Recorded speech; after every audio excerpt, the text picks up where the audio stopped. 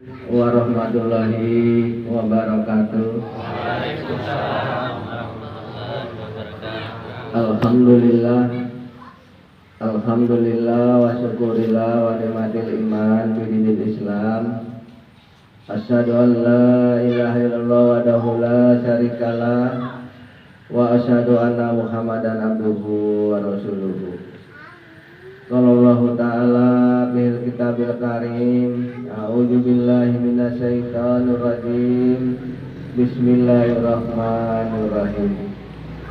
Wa tini wa zaituni wa turi sinina wa hadzal baladil amin. Shadaqallahul azim. Alhamdulillah, dengan rahmatnya Allah, pada malam hari ini kita masih diberikan kesehatan iman kita, Islam kita, sehingga dapat menghadiri yaitu pengajian Ma'rifatullah di wadah Thariqat Sakarya Sahih. Kebetulan pada malam hari ini kita berada di kediaman anak kita, yaitu anak kita Koyok dan keluarga. Mudah-mudahan berikan tempat sebaik-baiknya di akhirat nanti, jadi sebagai orang berikan tempat pengajian-pengajian di muka bumi. Itulah harapan kita semua. Wahai saudaraku yang hadir pada malam hari ini, bertahun-tahun kita telah mengaji yaitu Ma'rifatullah, ataupun yang dikatakan ngaji diri, mengenal diri sendiri. Karena ngaji Ma'rifatullah itu mengenal diri sendiri. Setelah kenal dengan dirinya, maka yang salah dibenahi, yang benar dikembangkan. Yang salah dibenahi, yang benar yaitu dikembangkan ataupun diamalkan. Itulah ngaji diri. Ngaji diri itu bukan nengok alam-alam gaib seperti nerawang-nerawang jin dan segalanya, tapi ngaji diri itu adalah membenahi diri menjadi kita. Ibaratlah diri kita ini yaitu sebuah butut yang di lapangan yang enggak laku ataupun yang enggak ada manfaatnya di masyarakat. Tapi andai kata seorang butut tadi itu mengetahui rahasia butut tadi itu, memiliki ilmu yaitu mengolah butut, maka butut-butut yang enggak berharga itu menjadi berharga. Contohnya yaitu seperti kaleng susu bekas. Kaleng susu bekas itu mungkin orang dikasih aja nggak mau, tapi ketika diambil oleh tukang butut, di tangan tukang butut jadi berharga. Kalau sudah dibuat oleh tukang butut ini seperti mainan anak-anak, seperti mobil-mobilan dari kaleng susu bekas. Akhirnya berhargalah setelah mainan anak tadi itu dengan harga yang sepantasnya. Juga diri kita. Diri kita ini dulu di mata masyarakat nggak berharga, nggak ada nilainya. Setelah kita mengaji, hendaknya diri kita mulailah bernilai di mata masyarakat, mulai diperhitungkan oleh masyarakat. Maka dari itu Allah itu berbeda Al-Quran dengan bersumpah di hadapan makhluknya, yaitu demi buah tin dan buah zaitun, dan demi bukit Tursina dan negeri yang aman, damai dan aman. Allah itu bersumpah di hadapan makhluknya, ada 4 hal untuk perbandingan pada umat yang lain, umat manusia. Karena Quran itu penuh hidup manusia dan hidup manusia. Diterangkan oleh Allah tadi demi buah tin. Kenapa tin Allah abadikan di Al-Quran sampai hari kiamat, dikenal orang seluruh dunia? Ada apa di balik itu? Buah tin itu buah yang cukup nikmat, yang digemari di kala itu oleh manusia. Maka orang senang nanam pohon tin agar pohonnya berbuah, karena buahnya itu bisa dinikmati dan menguntungkan. Hendaknya dari kita pun begitu juga. Hitamkanlah diri kita, obahlah diri kita, kajilah diri kita, agar kita menjadi bermanfaat, menyenangkan di mata masyarakat. Karena masyarakat itu hukumnya Allah. Masyarakat itu hukumnya Allah. Ketika Allah menghina diri kita, maka masyarakat pun menghina diri kita. Ketika Allah itu memuliakan diri kita, maka kita pun dimuliakan oleh masyarakat kita. Jadi masyarakat itu hukumnya Allah. Permainan Allah di alam dunia ini. Jangan mentang-mentang Allah masyarakat gak penting, yang penting kepada Allah langsung. Yang penting mulia di sisi Allah, walaupun hina di muka bumi. Mana ada hukum macam begitu? Kalau udah hina di muka bumi, hina pula di sisi Allah. Kalau udah mulia di muka bumi, mulia pula di sisi Allah. Apa contohnya? Al-Quran itu buat pedoman bagi diri kita. Fir'aun itu hina di muka bumi, maka sisi Allah pun dia itu hina. Qarun hina di muka bumi, sisi Allah dan hina juga, diabadikan oleh Allah kehinaannya itu. Seperti Namrud begitu juga, hina di muka bumi, maka dihinakan pula sisi Allah, diabadikan oleh Allah sampai seluruh dunia, sampai hari kiamat pun orang mengenal siapa mereka itu yang buruk-buruk itu, yang hina itu. Juga yang dimuliakan oleh Allah, seperti para nabi-nabi, Musa, Isa, Muhammad, dimuliakan oleh Allah di dunia dan dimuliakan pula di akhirat, diabadikan oleh Allah sampai hari kiamat, dikenal sama orang. Ibrahim, maka jangan kita itu pandang sepele, nggak penting bermasyarakat, yang penting pada Allah. Allah yang mana yang kamu pentingkan itu? Dan Allah itu menyuruh tanazul, turun ke bumi ini. Nah, jadi khalifah di muka bumi, bukan nak suruh naik ke langit, kan begitu. Jadi obahlah diri kita seperti buah tin tadi, disenangi orang banyak. Dulu mereka mungkin tetangga kita mulai benci terhadap kita, hari ini mulai senang terhadap kita. Setelah kita tuh ngaji, menaik diri, ramah tamah, berbuat baik, maka tetangga yang dulu benci jadi senang. Itulah ngaji ma'rifat. Yang dulu dibenci jadi senang. Itu seperti buah tin tadi. Jadi kalau ngaji ma'rifat itu makin dibenci orang, makin dimusuhi orang, namanya bukan ma'rifat. Bukan ngaji ma'rifat namanya itu. Namanya ngaji keparat katanya kalau bahasanya.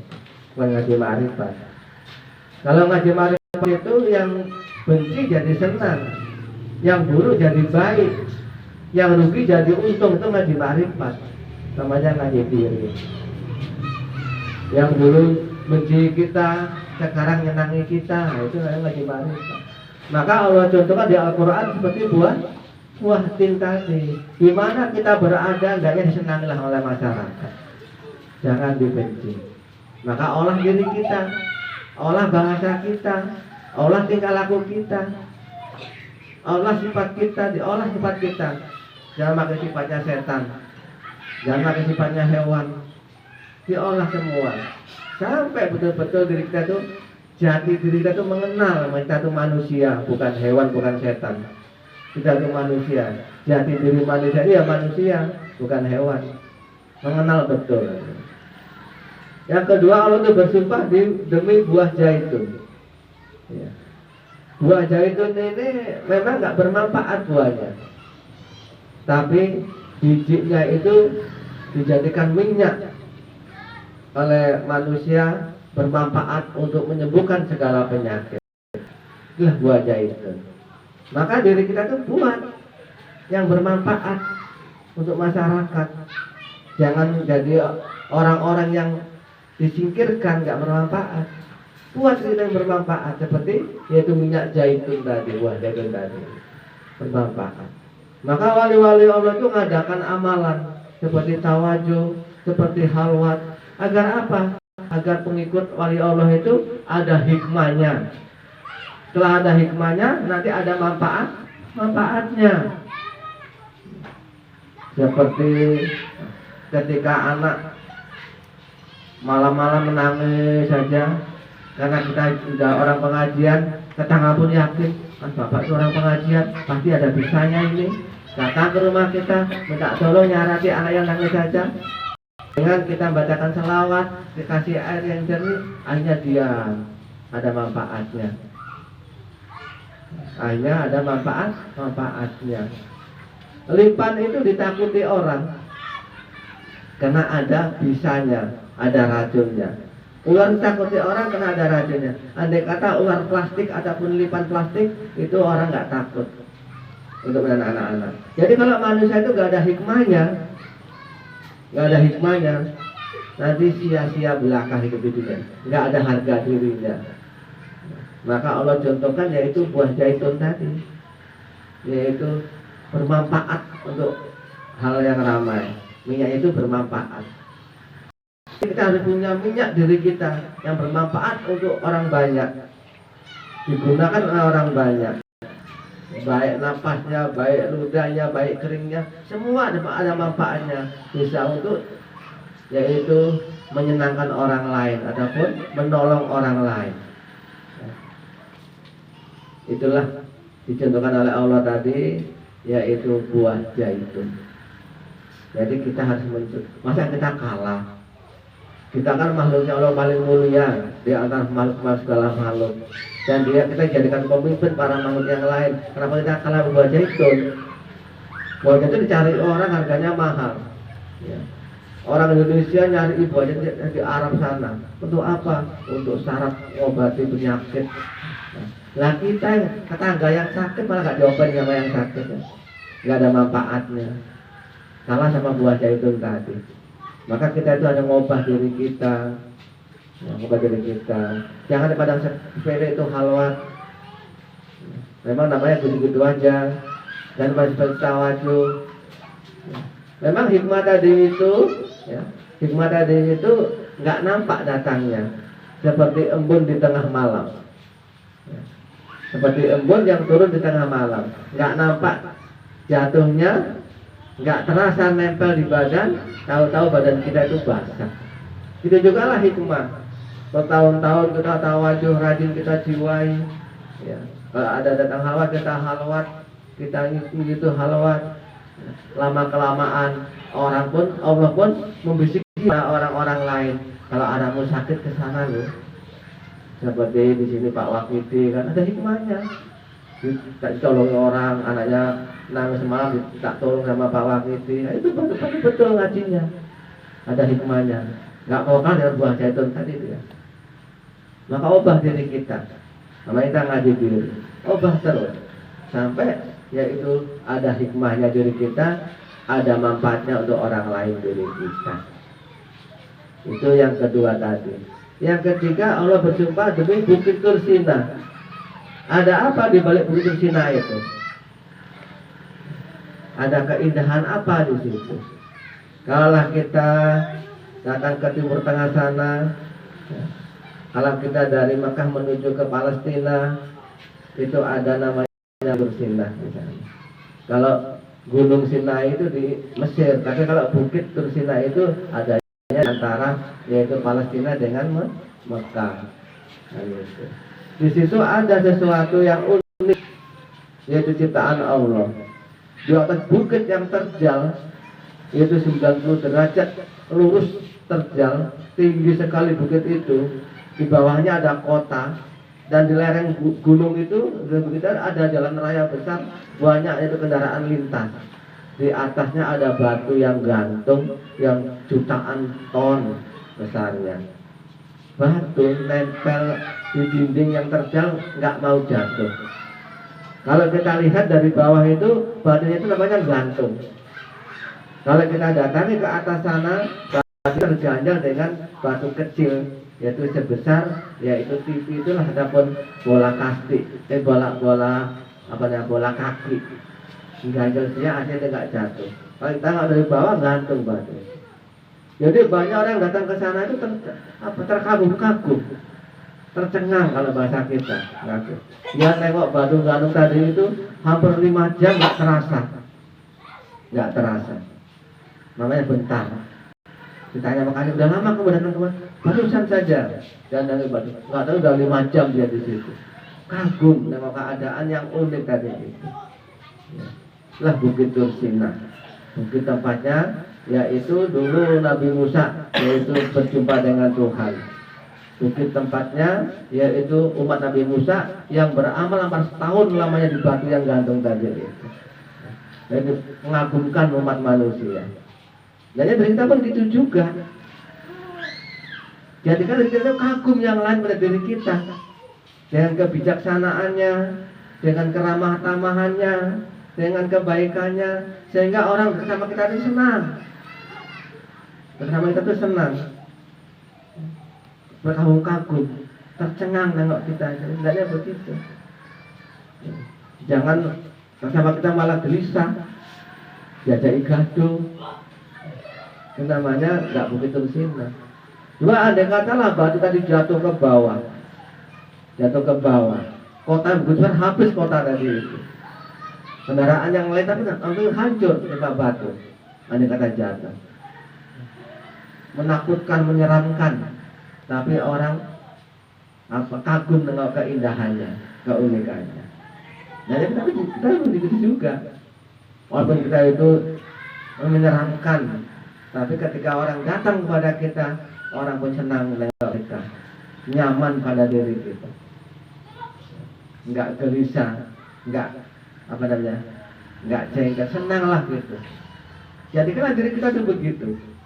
Kalau ada kata datang orang lain pada diri kita, nyaman rasanya, nggak menakutkan misalnya, nggak menjengkelkan. Banyak orang sekarang jadi kiai, jadi khalifah, tapi orang nggak tahan lama di dekatnya.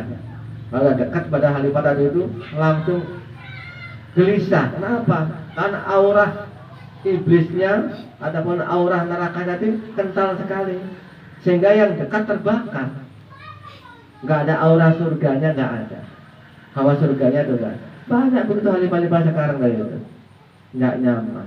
Itu mau dakwah agama yang nggak laku, yang dengarkan jengkel, nggak laku. Kenapa? Membawa aura neraka kalau bahasa apanya itu, membawa aura serem kalau bahasa wujudnya. Maka Allah buat contoh di Al-Quran tadi itu Bukit Tursina. Walaupun dia itu agak serem tapi mengagumkan. Nah ini kita begitu juga lah di masyarakat.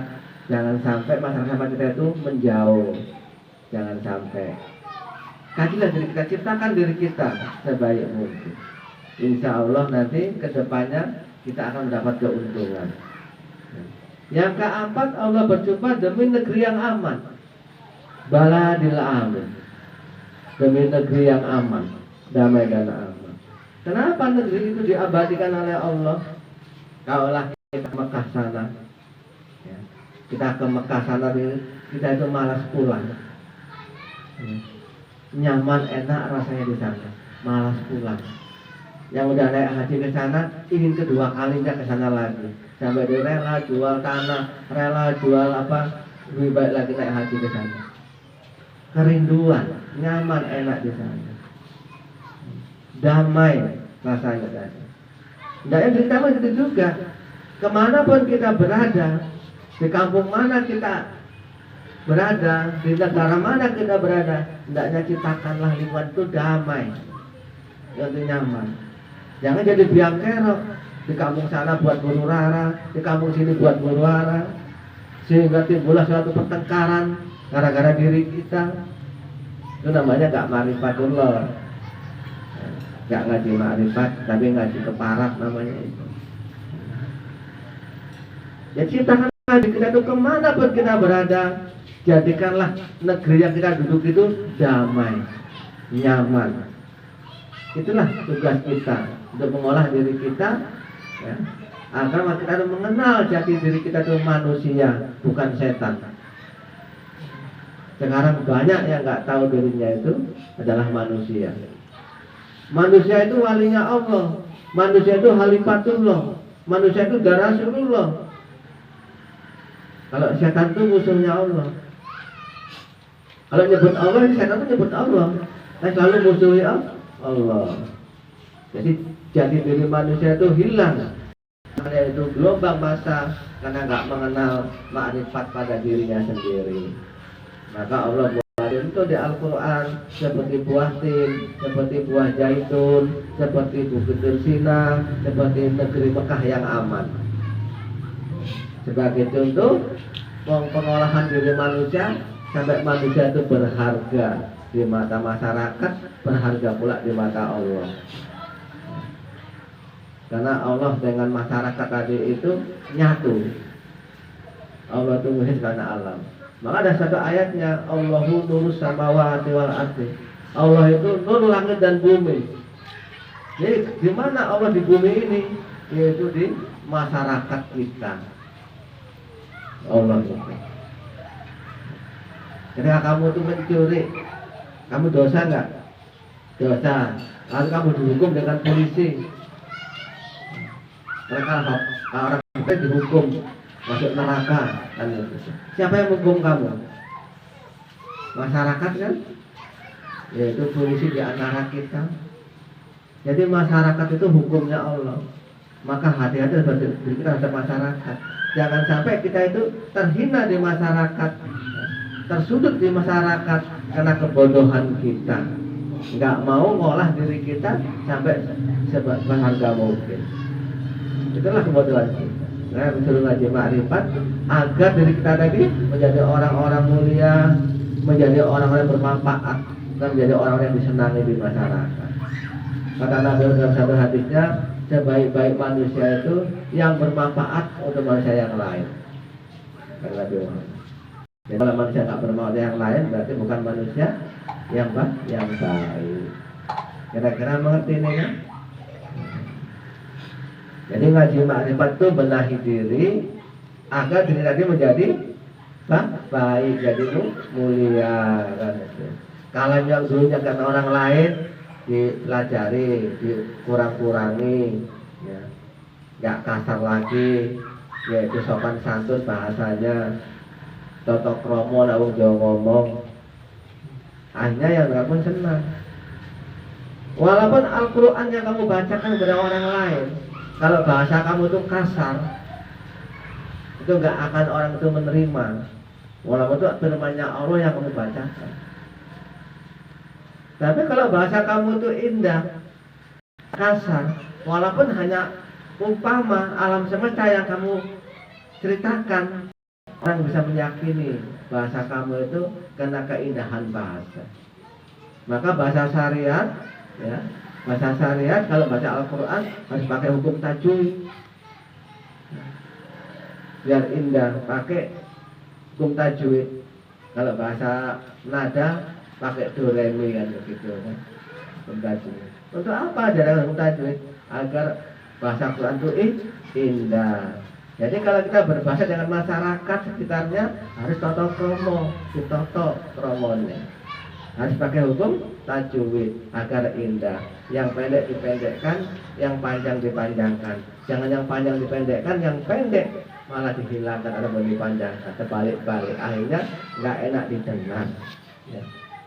Makin ngaji, pakai jubah hijau, malah ke tetangganya percaraan lari semua. Kenapa? Wah, ngajinya kadal hijau. Walang kadung ngajinya. Jangan begitu. Makin ngaji, makin orang senang pada kita.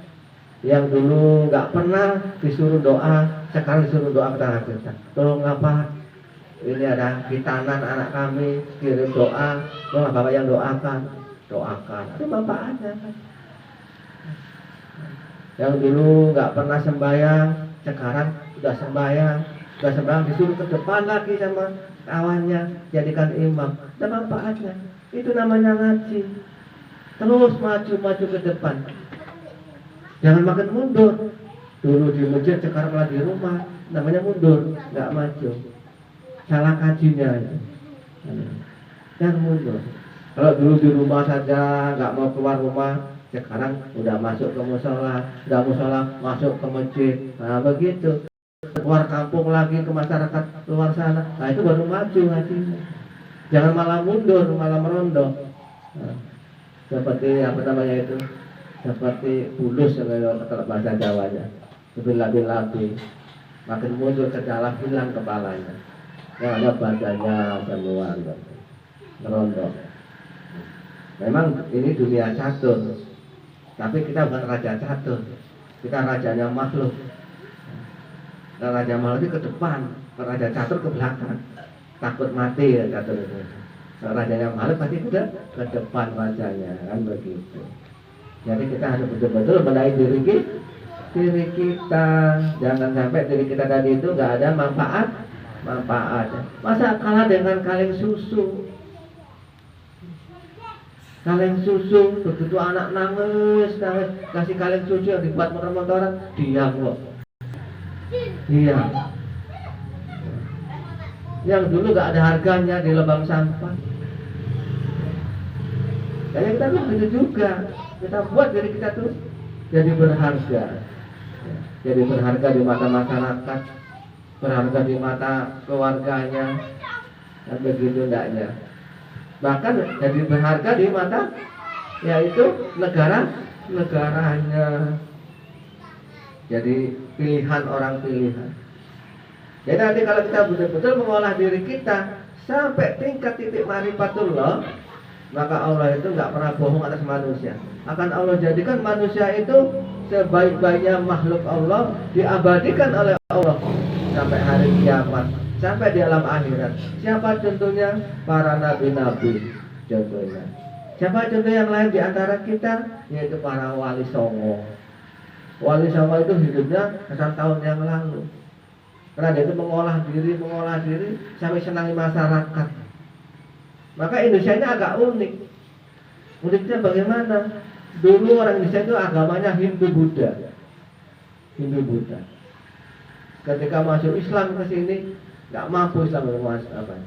Tapi ketika ada orang yang betul-betul cendekiawan ataupun orang-orang betul-betul yaitu bijaksana datang kemari seperti Sunan Ngabel, itu Ngabel Raden Rahmat datang di sini mengembangkan Islam, Sunan Kalijaga, yaitu Madul Ibrahim, masih banyak lagi lah Sunan Bonang mengembangkan agama tanpa peperangan. Orang-orang yang dulu memeluk agama lain masuk Islam dengan ikhlas. Kenapa? Karena orang-orang itu membenahi dirinya dulu baru menyampaikan agama di sana. Nggak ada kalam yang kasar. Maka timbullah peradaban Islam di Indonesia itu agak unik. Ada genduri, ada wirid, ada lagi apa namanya itu? Macam-macam lah, ada tolak balak, kan begitu kan?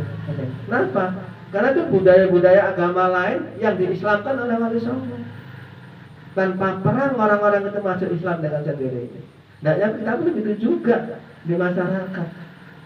Tanpa dipaksa orang-orang itu ngaji ikut kita dengan kebaikan bahasa kita, dengan kebaikan pergaulan kita, sehingga di kita itu apa yang kita omongkan orang percaya pada diri kita. Masuk ngaji tanpa dipaksa. Seperti Wali Songo dulu masuk Islam dengan orang agama lain tanpa paksaan, nggak ada peperangan. Jadi perlu ada peperangan agama tadi itu. Tapi di Indonesia-nya nggak ada peperangan. Sebab itu masuk Islam dengan yaitu keikhlasan dirinya. Kenapa?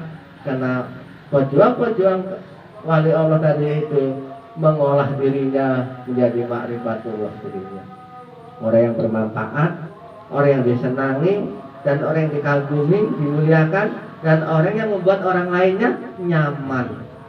Seperti itu kota Makkah Baladil Amin. Waktu sudah sampai ya? Sampai. Ya mudah-mudahan kaji pada malam hari ini bisalah kita pelajari sehingga diri kita yang dulu hina di masyarakat obahlah menjadi yang mulia. Yang dulu dijelekkan sekarang dipuji-puji. Tidaknya begitulah ya. Itulah ajaran kita. Mungkin waktu sudah sampai ya pada malam hari ini kita tutup dengan doa. Assalamualaikum warahmatullahi wabarakatuh.